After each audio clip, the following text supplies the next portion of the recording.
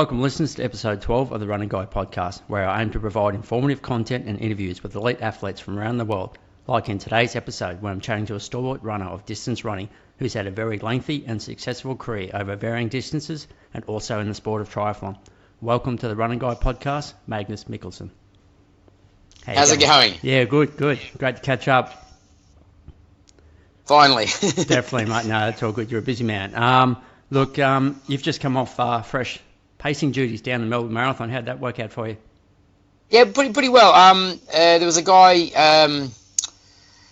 late last year. Actually 2 years ago he did the Melbourne Marathon in 3:46, and we do like at one of the workplaces I work at, we do like a corporate try, and all late last year I was saying just come down to training, and he goes, no, I want to get in shape first, and then finally turned up in about January this year, and started training with us, and then he did pretty well the corporate try about 10 weeks later, whatever it was, and then he said to me, he wanted to do a half Ironman, so 6 weeks later he did that as well, and then he entered Melbourne Marathon about 6 months ago, I guess, and I thought he might get under 3 hours, but no, we didn't quite get there, but that was all right. So it was a 40-minute PB for him, but It was good. He's been short of training with us, I guess 8 or 9 months now, which has been nice. Fantastic. So you're just sitting in there with a 3-hour pace group, or just running by yourselves, or? Yeah, just running by ourselves. I wasn't really sure how he'd go, and I was hoping that he'd be around 2:55. So we kind of ran on our own, which is great. And that way, it was easier to get drinks and stuff as well. We didn't have to worry about, you sort of getting tangled up in big bunches or anything. So that was good. Yeah, for sure. Got to enjoy it. Yeah, the conditions were pretty good, I believe. Oh, the conditions are fantastic. Yeah, no, it was very good. Yeah, fantastic. I see Sean Kite, and you would have seen he picked up that mile 50 record finally, 2:29. It was a good effort. It was a very good effort. It was funny because I was sort of keen to have a crack at it myself earlier this year, and then what would have been, I guess about 12, 13 weeks out, I broke a toe. Oh, okay. I whacked on the side of the bed, and it was sort of in the shoe for 3 or 4 weeks, and then one of the physios said you need to put that in a boot, so another 4 weeks in the boot. So I kind of started running, I guess 4.5 weeks out from Melbourne. So there was never any thought after that that I might have a crack at it myself. Yeah, sure. But yeah, it was great to see Sean get it. Yeah, that's okay. Oh, well, I'll keep Sean nervous, knowing that you're possibly going to have a crack at it. I told him at the expo, because I was working at the expo for the 3 days before the race. So he stopped by and bought some nutrition off me, and we had a bit of a chat. And I kind of told him that I would have been keen if I hadn't been so injured. Sure. But yeah, no, it was good. Yeah, fantastic. You did well. So what are you doing for a living these days? Okay, so pretty much since about 95, 96, I write software. Basically, I write different computer programs, different platforms, different languages. Depends on what people need. So I've been doing that sort of for different at full time at companies, and then around I think it was about 2001, 2002, I went out on my own and sort of just do it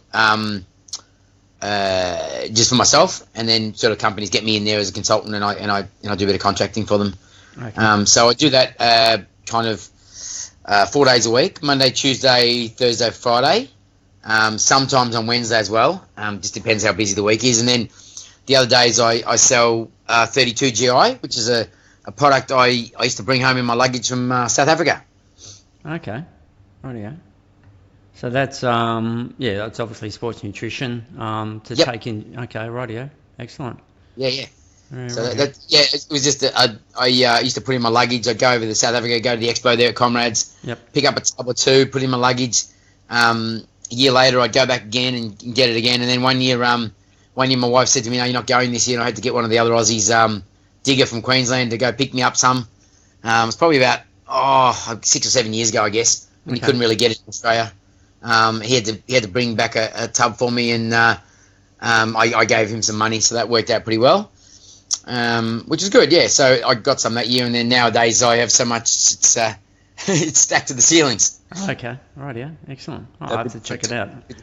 Yeah, a bit different. Yep. So you were born in Stockholm, Sweden. How old were you when you relocated over to Australia? I came over when I was 5.5, I think. Okay. Dad was a runner. He'd sort of done different sports, and he probably his best event, well, his best sport he did was running. And so kind of followed him a little bit. He ran he met a guy at work where he was working that ran for Collingwood Harriers. And so he joined up there, and then I remember joining up there maybe, I reckon 15, 16. I ran maybe a junior season for them, and then started running again for them when I was about 18 or 19, I guess. Yeah. Okay. So that's how I got involved with Collingwood. Yeah. Okay. Do you have any memory of Sweden? I mean, 5.5 a bit hard to remember, or? Yeah, no, I do. I loved picking berries and stuff because they sort of grow wild. Blueberries and raspberries all grow wild, and we went back World Champs 2001. We were able to organise to fly back through Sweden on the way home, so that was fantastic to catch up with relatives. I hadn't seen them apart from the ones that had come out here, I hadn't seen most of them for sort of 15 years or something. Yeah. Hadn't seen any of the places, but yeah, no, it was cool. Pretty much going back there. Yeah. Yeah. Fantastic. Look, I might take the listeners through the rough journey of your athletic career. Yeah.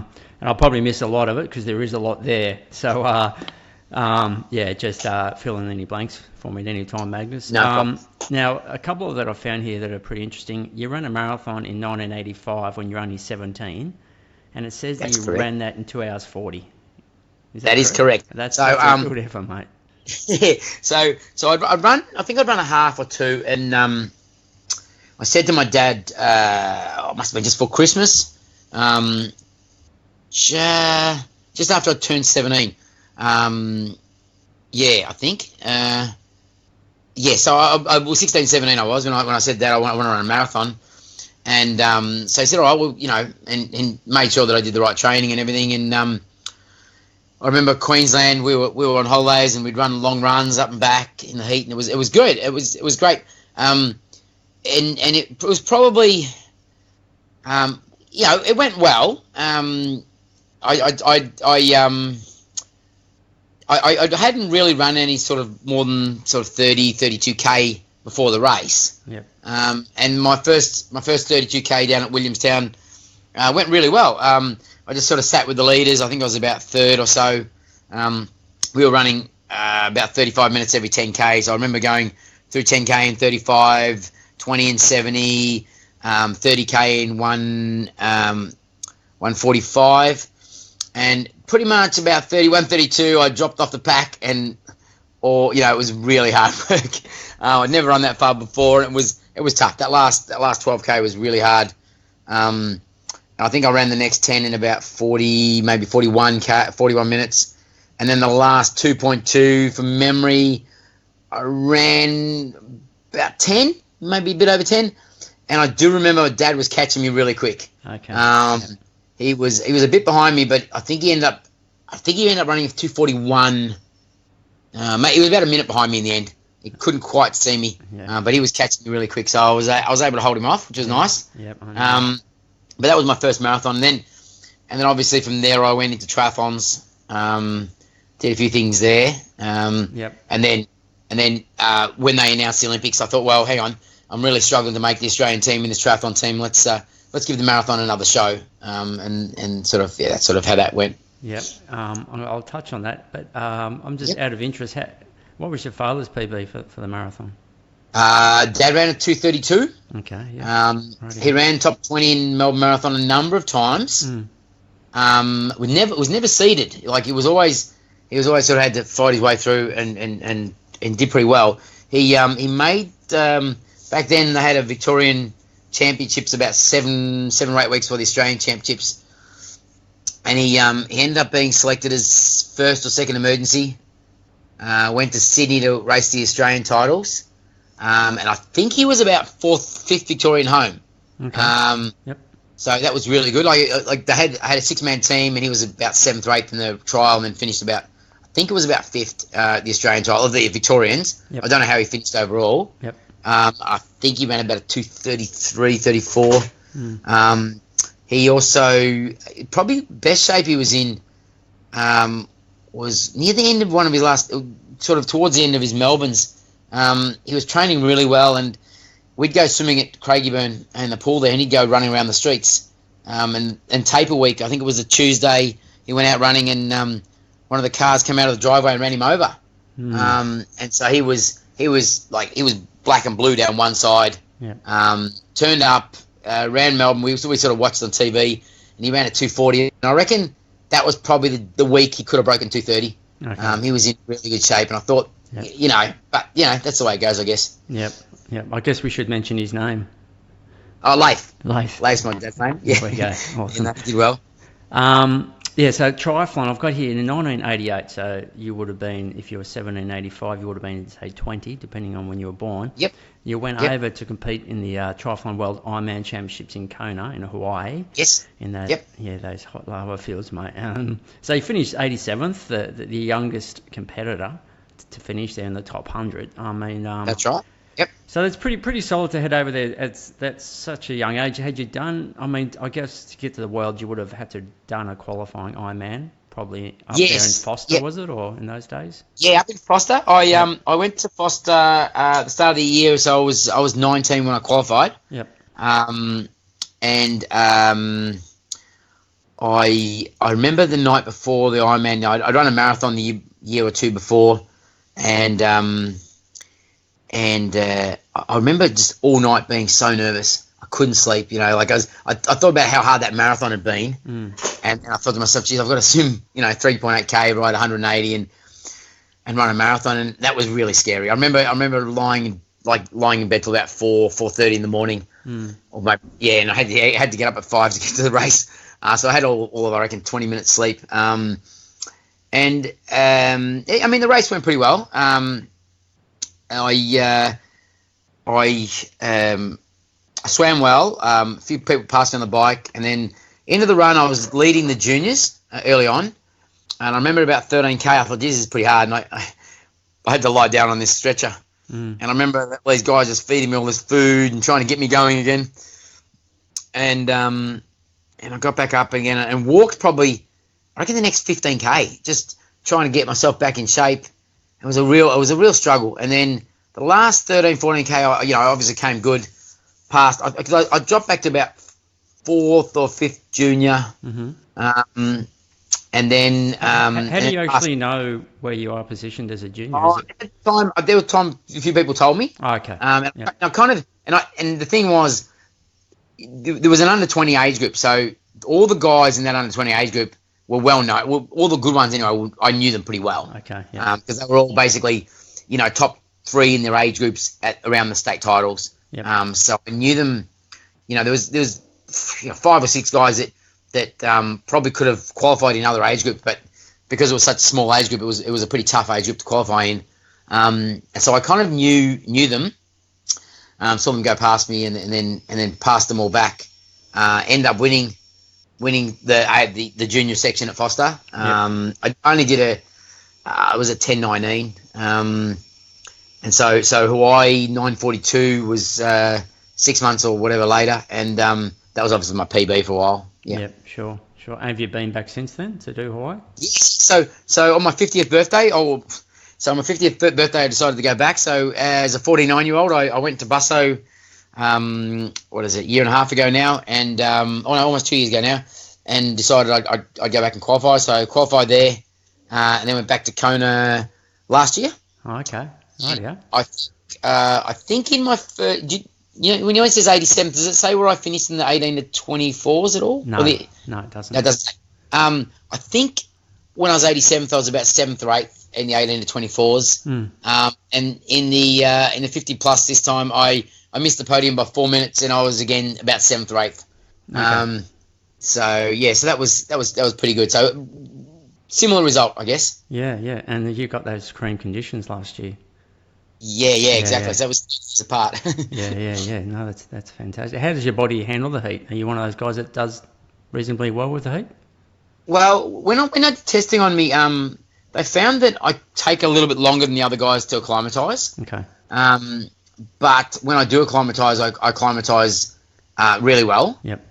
This was testing. Well, mind you, that was probably 25 years ago when they did that testing on me. So it might be different nowadays. But generally, I've had some really good races in the heat, but obviously, like everyone, the heat can get you some days, and there's not much you can do about it. So there's been some disasters as well, I guess. Sure. Yep. So you obviously made your way up. I was actually doing triathlons late 80s, early 90s, and I remember you coming along, and you've actually ran past me a few times in races. And obviously, you were renowned for your running ability off the bike. Obviously, you were strong in the other two as well. How long did you actually do that triathlon for? I think you mentioned that year 2000 came around and you thought maybe you'd try to qualify for the Olympics. Was that the decision to move away from the triathlon? Yeah. So I don't remember what day they announced that Sydney was going to be the Olympics. It was about 90. It feels like it was about 94, 95, 94 maybe. It was early, yeah. Yep. Yeah. It was 90 something, and I sort of spent the next sort of week or two like how can I, in 7 or 8 years time, how can I make the team? And that's pretty much when I decided I'd give marathon a go. So it must have been 94, because the next what I looked at is, well, what's the next qualifying race for someone to qualify for the Australian team? And I remember it being Canberra Marathon in 95. So it must have been 94 that they announced it. Okay. And So there was, having said that, there was a bit of a time when I did do a couple of tries afterwards, because I was working in Adelaide, and I did a bit of a comeback because some of the guys I was working with were triathletes, and I thought I'll give it another shot. Tried to qualify for the Tui's Blue on TV. I did pretty well in the 3 races, but I got a letter in the mail to say, no, we don't want you. So I gave that up and focused on Canberra and then Gold Coast after that. Okay. Yep. And Peter Robertson, he's your brother-in-law apparently. I read. Yeah, Peter Robertson is my brother-in-law. Yeah. Triple world champion. So yeah. Yes. So he's Yep.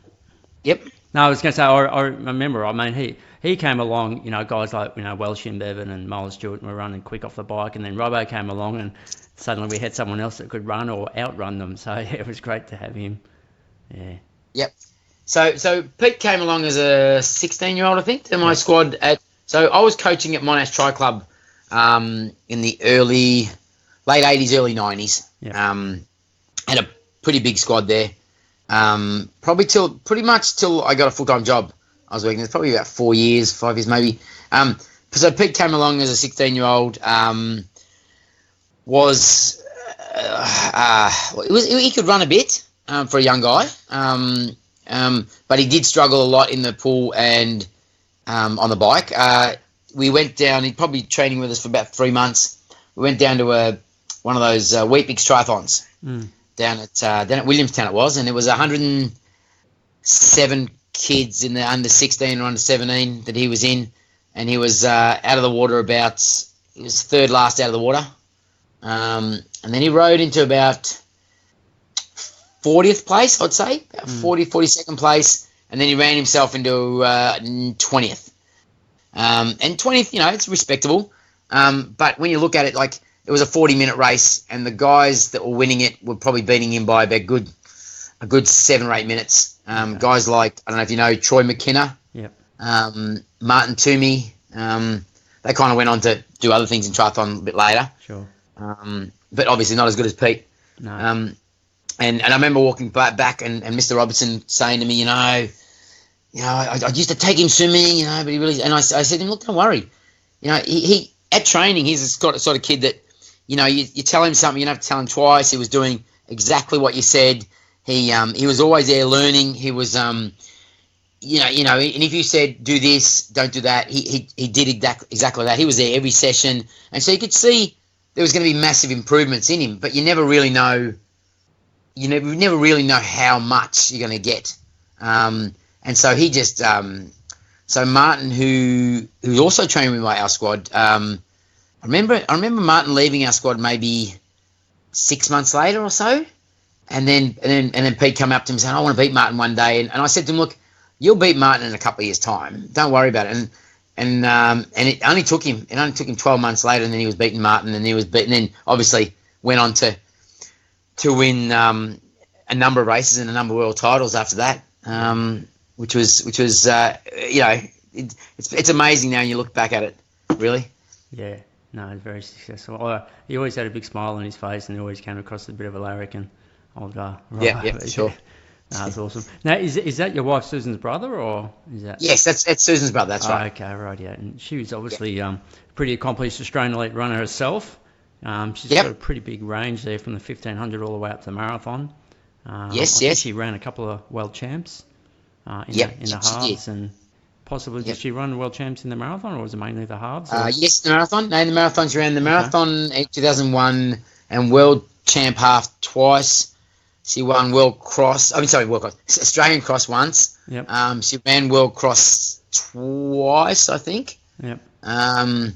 Just trying to think. She made a few teams. So we used to run a big bike session on a Wednesday we had a metronome going and music and stuff, and we'd all sit in the trainers, about 5 or 6 of us at Monash there, and it was a Wednesday, so afterwards we'd be pretty hungry and we'd go to Pizza Hut, and it was all you can eat night, and Susan was working there, and some of the guys knew Susan from running.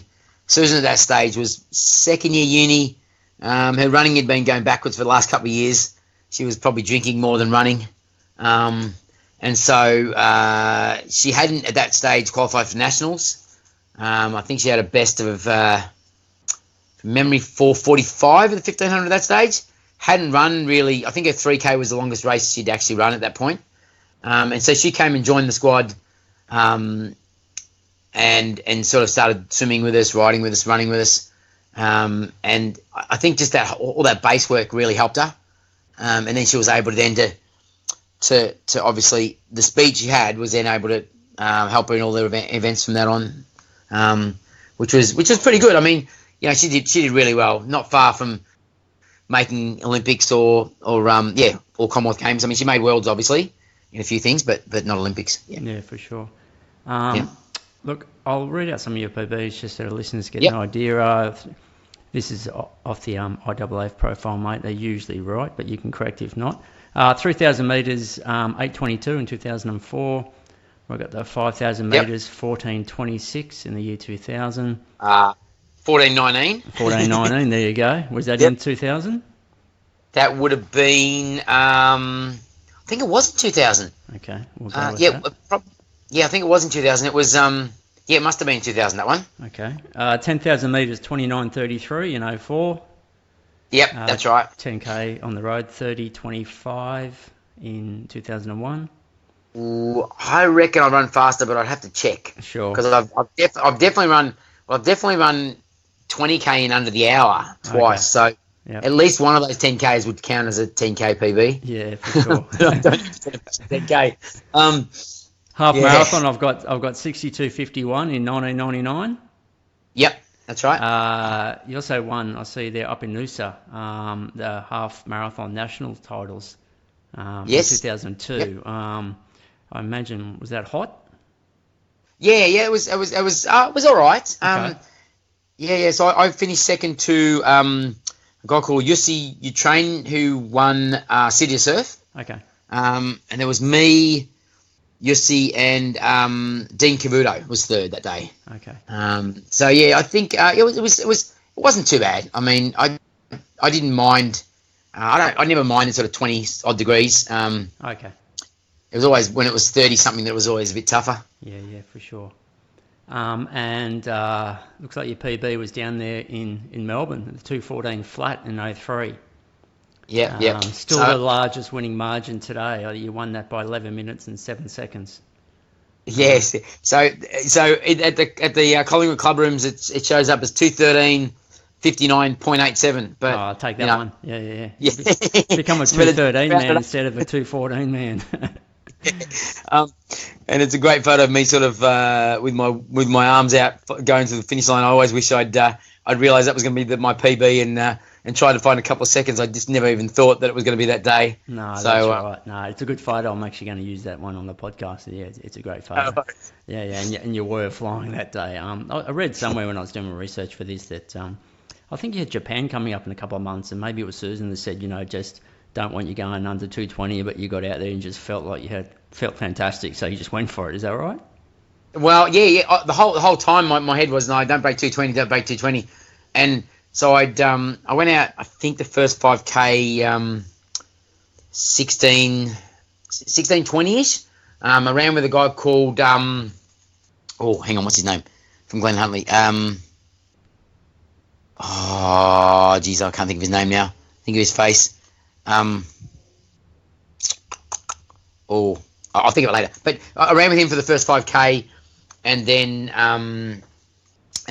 dropped him at about 5K, and then ran the second 5, I think, in about 15:50, and then third 5 in like 15:20, and then I was like 15:05, I think, for the fourth 5, and I was just feeling really good. And it was funny because I wasn't meaning to run that quick.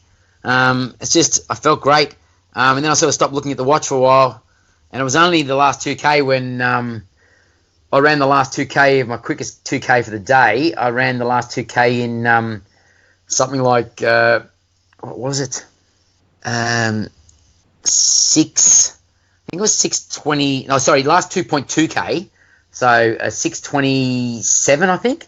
Okay. So some 250, 55s, I think, for the last 2K there. Yeah. So that was my two quickest Ks a day. But yeah, the whole day I was trying to hold back, but it just felt really good. Yeah, awesome. And you've run some pretty quick ones overseas. I've got 2:16:32 in Japan in 99, 2:17 in Korea in 2001, 2:18:42 in Hamburg in 04. Yep, I did Beijing in 2:16 something as well. Yep. I did. I'm trying to think of other ones I had. There was a number of 2:16s, 2:17s. Yep. There's a 2:18 Melbourne Marathon where I got second to Greg Lyons. Yep. As well. Yep. Just trying to think. You won Gold Coast one year. What time was that? Do you remember? That was a slow one. It was a really windy day that day. Okay. And it was probably the next marathon I ran after Canberra. And I was standing on the start line. It was funny because I'd been picked for the Victorian team, but I hadn't been seeded. So I went to the expo day before, and I was picking up my stuff, and the girl says to me, "Are you in the Victorian team?" And then I said, yeah. So she sort of spent her time organising a seated spot for me, which was fantastic. So I got a frontline spot all of a sudden. I was meant to be starting bit further back, and the gun went, and I was expecting it to be a bit like Canberra, the Canberra Marathon that I'd done the year before, I think, or maybe 6 months before, where they were trying to qualify for the Worlds, and they had a couple of paces. They went really quick, and we all sort of sat in. I ran the first K and looked around and thought, hang on, no one's with me. I thought, oh, that's all right. And we were sort of into a headwind, so everyone was sort of tucking in behind each other. I got to the turnaround, couldn't see anyone behind me. I turned around and there was a little group of 2 or 3. I said, where are the others? And he said, I don't know. And I thought, well, I'm not going to hang out here until they catch me. So I put the foot down between 11 and 32 because I had the tailwind for that section, and put in a nice big sort of probably 4 or 5 minute lead. Turned around and I thought, you beauty. Saw Michael McIntyre coming, and Michael ran the last 10K in about 30:50. And finished about a minute and a half behind me. He couldn't catch up. So that was a good day, I guess. Yeah, for sure. And I think we sort of brushed over too quickly. We go back to 2000 when you said you wanted to qualify for the Olympics. Yep. Let's just quickly, how did that campaign go? Okay, so the year I went to, so 99. I'm trying to qualify for the World Champs in 99 because I figured, the Olympic qualifying time is always pretty tough. If I figured if I could get into the World Champ team in 99, because part of the criteria is also if you can finish top 25, I think it is at Worlds, top 15 at Worlds, I can't remember what it is now. And I figured I had a better chance to do that. So in 99, I was trying to qualify for the World Championships, but I can't remember now where they were. Atlanta? No, I don't remember. Anyway, so we went to Lake Biwa. Kim Gillard, myself, and Rod de Hayden. And I was on target. to run sort of 2:14, but fell off about 10K to go and missed the qualifying time for the World Champs by 20 seconds. Did like a 2:16:30, 2:16:20, something like that. And so then I tried to work out what I'm going to do. I'm going to try and make this Olympic team. Athletics Australia were really happy with my run. They didn't pick me for the World Championships, but they asked me if I wanted to go to Beijing and run there. I thought, well, great, I don't have to pay for the trip. I'll go to Beijing, try and qualify there. Went to Beijing. It was a funny old race. There was paces there, but they weren't going super quick. And so the first half, we had a big pack of maybe 30 guys go through halfway in about 66, I think. And then this Japanese guy ran the next 10K in 29 minutes and just blew everyone away. And again, I ran a 2:16. So I think I finished about 7th or 8th there. I had a good run, but again, no qualifying time. I came back and thought, well, all right, I've run 2 good races. They haven't been good enough to get me a qualifier for the Olympics. A Cup weekend, there'd been an email to most of the guys that could qualify to say, if you guys want to see the Olympic course, we've got it ready. This is from Dave Cundy. There's a guy that can show you in Sydney. Go there and you can go over the course and have a look at it. And I thought, I said to Susan, let's get up to Sydney Cup weekend. Let's go look at the course and let's decide what to do next. So I went there. I looked at the course and thought, it's a tough course. It's not fast, but at that stage, Moneghetti was meant to run, or was scheduled to run the Olympic trial, and I figured that if Monash runs, the winner will probably break 2:14 in the trial, and the issue is even if I had a qualifying time, I still needed to go that trial and I still needed to beat everyone. So at that point, I decided that let's just focus on the Olympic trial. Try and get there in best shape you can, and try and run that in a sub 2:14.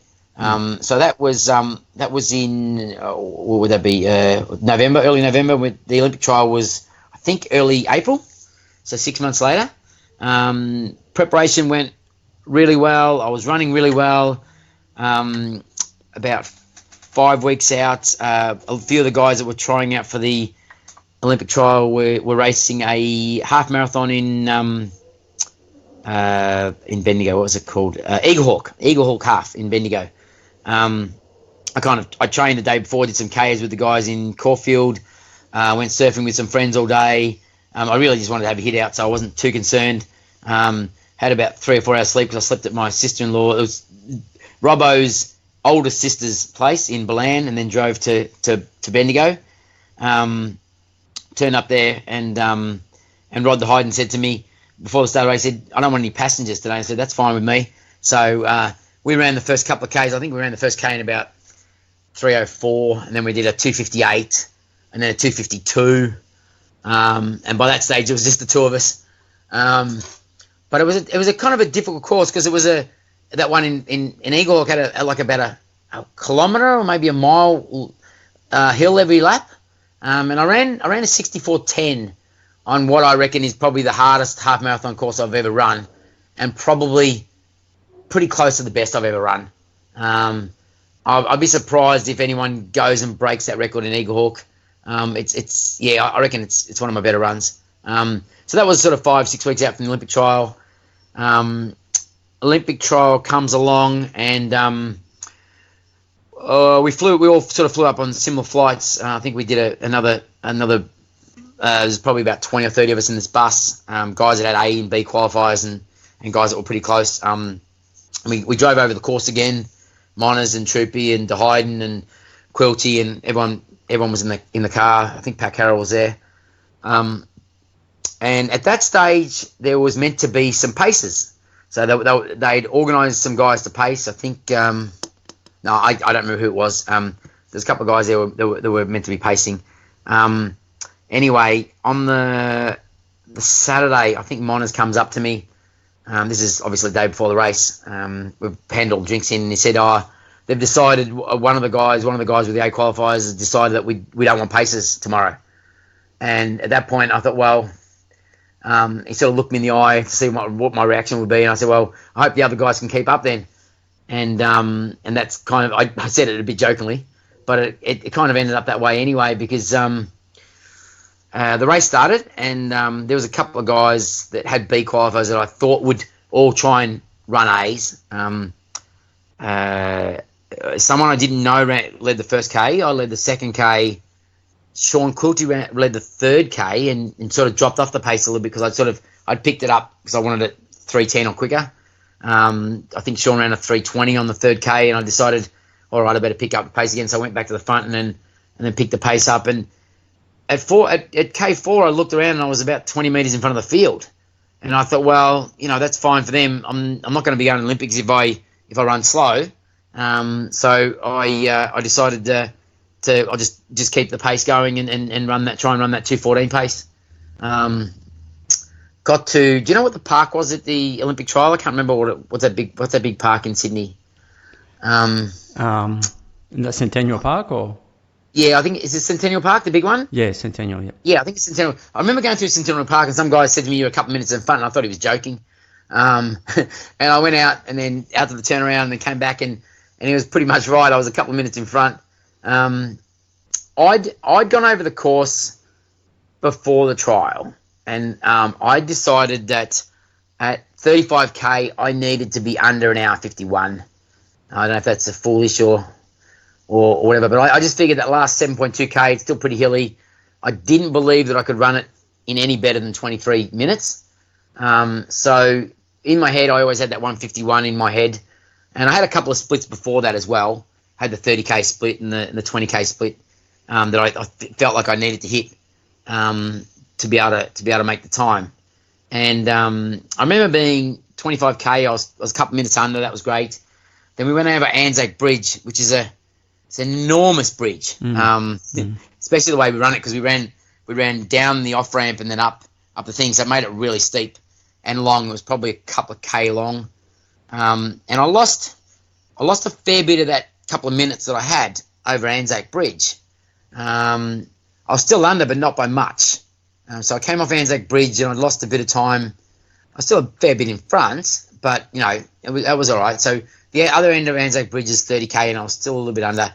But at 35K, I remember looking at the clock, and the clock said 1:51:37, and my heart just sank. At that point, I just thought to myself, "Yeah, I'm winning this race, but I'm not going to the Olympics." And I remember some kids on the side of the road about maybe 500 meters later going, "Go! You're running into the Olympic, running into the Olympic team." And I felt like saying, "No, mate, I'm not going to be there. I'm going to miss it. I'm not going to make the time. I can't run from here to the finish line. I can't run that quick to make it." And so that last 7K was one of the hardest 7Ks, just knowing that I couldn't make it, make the time, but I was leading the race. So that was pretty tough. So, and then, a bit later, I'm sort of coming off the freeway into Homebush, and I see the security guard there, and I said to him, because obviously it's nice to win anyway, and I said to him, "Is anyone else coming?" And he goes, "No, you're right, mate." And I thought, "Oh, you beauty. Just enjoy this last couple of K." I start climbing, and I can see the clock says I've got to run the last 2.2 in 5 minutes and 10 seconds or something, which is never going to happen. And there's a sort of whole heap of people sort of following me on bikes and stuff, and the stadium's in front of me, and I turn left, and the guy on the bike says, "You better go. He's coming now." And we've got a K to go, and I look back, and Rod is steaming, and he's about 20 metres behind me, and he is absolutely flying. And I thought, "Oh, geez, I wish you'd told me that about 500 metres ago."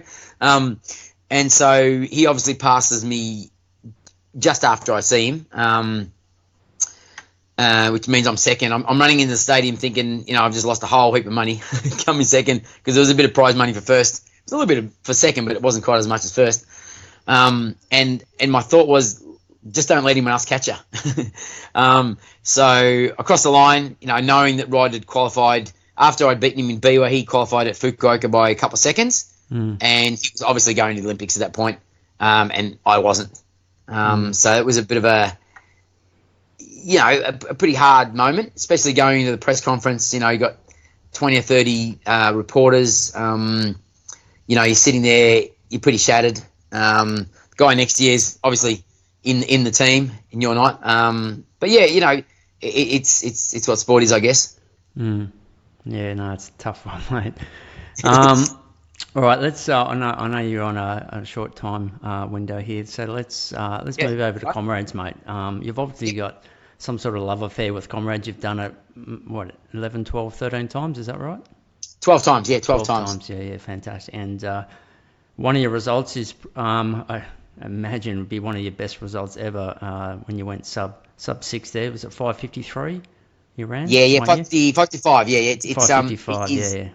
it was an uphill Comrades that year, Yep. and I missed the top 10 by, I think it's 2 minutes. I had a great race. I was in good shape. I got there. I'd never raced those guys before. I've only run one ultra at that point. And the plan was to sort of stick with the leaders. But I don't know if you know Comrades at all. You're running into the dark, so it's easy to lose track of everybody. You know, it's pretty much like running the city surf straight into the dark because it's all built up. It's hyped. You've got music playing. It's just nuts. And so I kind of lost track of the guys around me early on in the race. But I knew Don Wallace had said to me they'll get to Toppy Cowies in about an hour.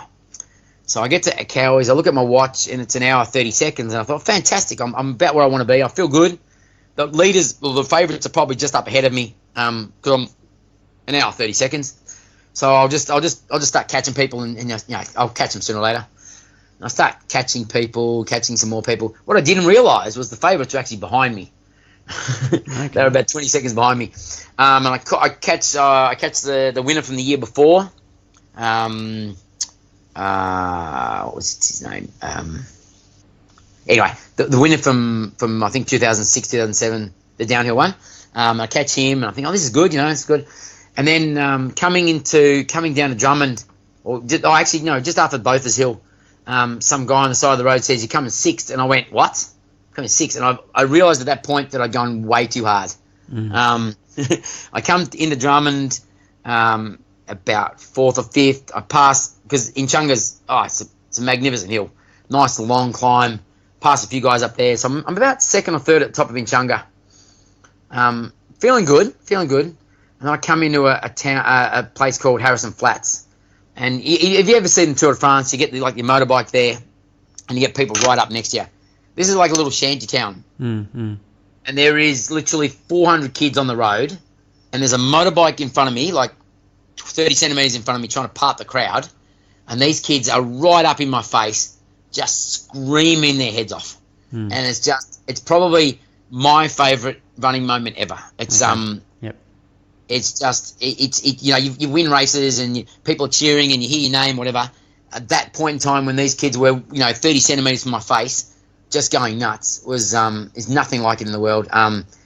It's a race that, if you ever get a chance to do it, you definitely have to go. It's just an amazing race. That race, obviously, I leave Harrison Flats realising I've still got 40k to go. The hairs on the back of my neck, so I'm thinking, oh God, I've still got 40k to go. I'm running pretty well. I lost a couple of places, not too many. I get to about, I can see Nick Bester up ahead at about 25k to go, and I think to myself, I'm feeling a little ordinary. All I need is one walk, and I'll be good to go. So I see Nick, I grab the water bottle and I start walking. And Nick goes, you all right? Yeah, I'm good. And at that point, a pack of 20 comes past me. So I've gone from like 7th to 27th. I finish my drink, I throw it on the ground, and then for the rest of the race, I'm just picking guys off the back of that pack all the way home, from there to the finish line. And then obviously just missed the top 10. But it's, for sure, it's definitely one of the best runs I've ever run. It's up there, of my probably in my top 4, I would say, or top 5, definitely. That Melbourne Marathon, that one that I did at Eagle Hawk, the 3 that I can think of right now that definitely stand out. There was a club run I did at Kew Boulevard where I ran sub 3s for 11.2k. I don't know if you know Kew Boulevard at all. I do. Yep. Yeah. So they do a 7-mile race as part of the club champs, and it was a handicap race. So I was sort of starting at the back of the field. Caught most of the field. I finished 8th and broke the course record by by 2 minutes, but the handicapper had me. But yeah, no, that's probably one of the other ones that are up there. They're probably, and my half marathon, they're probably my 5 best runs. So yeah, that Comrades run is definitely up there. I don't know which one's the best. It's hard to know. Yeah, that's for sure. And now, obviously you've done a few ups and downs. Which one would you prefer, going up or going down, and which one do you think is harder on the body? Oh, hard on the body is definitely downhill. Yeah. The downhill, if you've ever run City to Surf, that run into Bondi, you probably get 20, 25k of that in the last 30k, 35k. So that really destroys you. The uphill is a real grind, but they're both fantastic. Like the greatest thing about the downhill is you're running towards a major city, a major city of 10 million people. You get in the last 15, 20k, they're 10 deep. Except for bits on the freeway, I guess. So that's kind of pretty cool. You mustn't walk for a week after running 30k downhill at the end of. No. you can tell if someone's on an uphill or a downhill, Comrades. There's a big difference in the way you walk. And it's a magnificent race for sure. Awesome. Yep. Mate, I'll finish up with some closing questions. I know you got to get going. First up, if you were to go back when you first started sort of gaining momentum as an athlete, I'll say athlete because you did triathlons as well. Is there anything that you'd sort of do differently with the hindsight that you sort of now have after such a long career? Like, is there anything that you think you should have done differently or would do differently, knowing now? Yeah, I don't think I didn't race smart. I was pretty predictable for the other guys.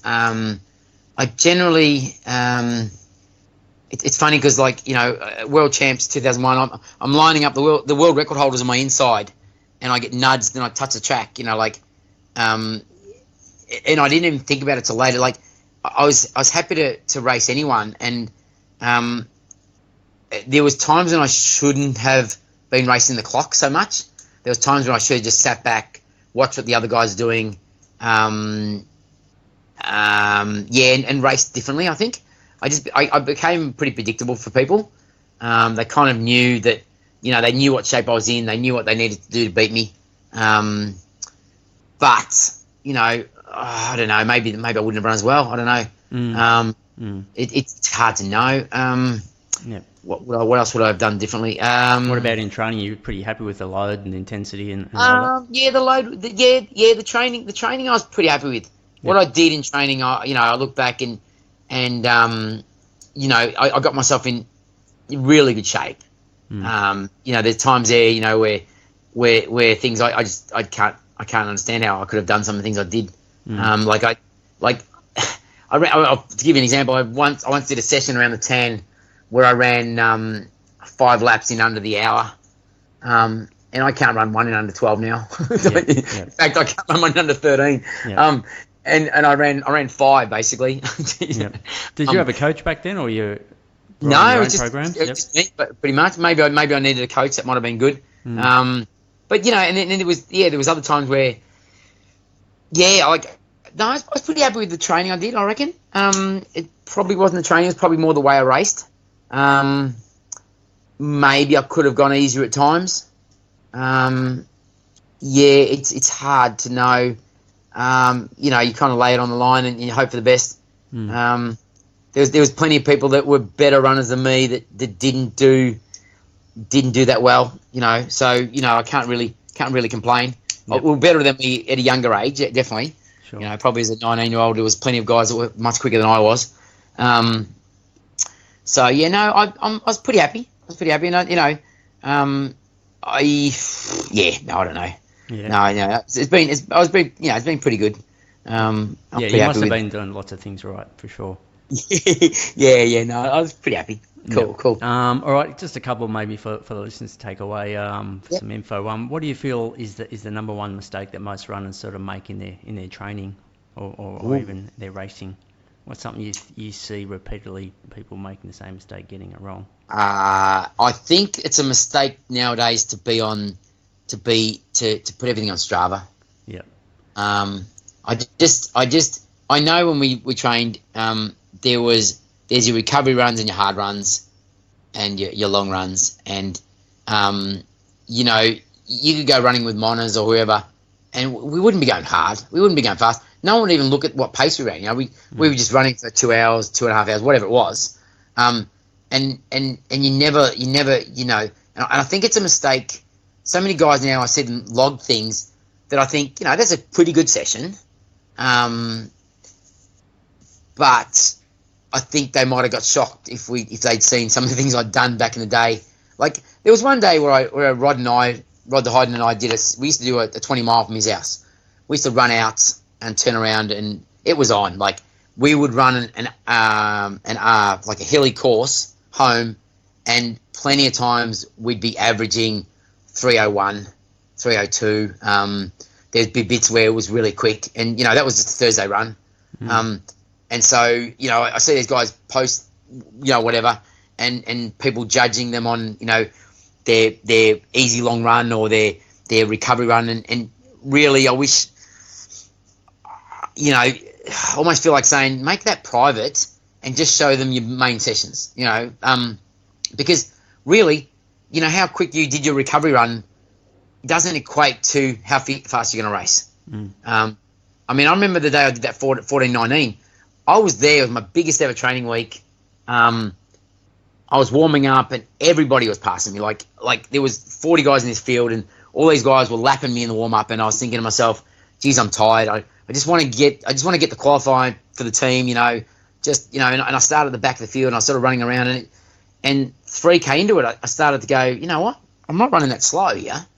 And all these guys that had been lapping me in the warm up, I was lapping them in the race. And it was kind of interesting that none of that sort of really matters. It's your key sessions that you really got to look at, and even then, sometimes it's better not to show them to people, because sometimes they'll get the wrong idea of where you're at and stuff. I would, if it was me, I'd try and keep it more. Not have people judge you on the things that aren't that important, I guess. Okay. Yep. That help? Yep. I don't know. Some people are just putting basically too much weight on the response they're getting from those Strava sessions. Yes. They're putting in. Realistically, it's not that important. Race day is really all that counts. That's it. So I wouldn't be too. I don't think I'd be on there at all. I'm not on there. Yeah, for sure. Cool. All right. If you could just pick only one piece of advice or information to give the runners, sort of outside of their actual, physical training, that will enable them to become an improved runner, what would it be? Okay. The best advice I ever had Yep. was the day I ran that 2:14. We were standing in the start line at Frankston, and D. Costello was up there on the microphone, and he was saying, you know what, it was an okay day, it wasn't warm, wasn't, anything. And he's saying, today you're going to be running from Frankston to Melbourne. Whatever you do, make sure you enjoy it, because if you're not going to enjoy it, you would have been better off staying in bed today. And I remember that day making sure that I enjoyed it, and it was the best I ran. And when everyone ever says to me, try and stick to whatever plan you've got for your race, but if you can enjoy that race, you will race so much better than what you would, it just takes all the stress off you, because at the end of the day, there's always another race, there's always another day, but yeah, if you can enjoy your running, you will run better for sure. Yeah, for sure. I guess it gets you, in a bit more of a relaxed state. Yep. Yeah, because you tend to get very anxious during a race. So yeah, you're always telling yourself to relax. So I guess it's a bit of an art you probably have to improve on. You have to work on, sure. and that also all that energy you're using being stressed out beforehand doesn't help you. Do the Kipchoge smile, you reckon? Yeah. Exactly. Definitely. All right, mate. Look, one last thing before we finish up. What do you got planned for the next 12 months as far as your running? Oh, I don't know. You must have That's some next very good goal. question. I mean, you've ticked a lot of boxes. There must be something there. There must be something I want to do. Actually, I'm just trying to work out my next because I've done most of the things I've wanted to do. I mean, there's plenty of things I've missed out on, but I don't think I can actually go back and do them now. I'm too slow. What do I want to do in the next 12 months? No, I don't know yet. I will come up with something. Okay. Are you going to head back to Comrades? Don't know. Maybe. My brother's dead keen. He finished last year, loved it. So possibly if he goes, I'll go with him. Yep. But yeah, so maybe if I don't go this year again, we'll go one of the next couple of years, I guess, with him. What else would be great? What about triathlons? Ever think about doing an Ironman or a half Ironman again, or? Ironman takes a lot of work. Possibly. Yeah, possibly. I mean, I find a half Ironman is a great, or even an Ironman is a great way to get ready for Comrades. Just gives me in great shape, and you're not putting as much stress on all the joints and everything you would in running. So yeah, so maybe possibly that would be good. Yeah. So I'll think of something, but I haven't planned anything yet. No worries, mate. We'll watch this space, mate. Yeah, for sure. Well, thank you so much for your time today, mate. No, hopefully everyone enjoyed it. No, it's fantastic. Thank you, mate. See ya. Bye, mate.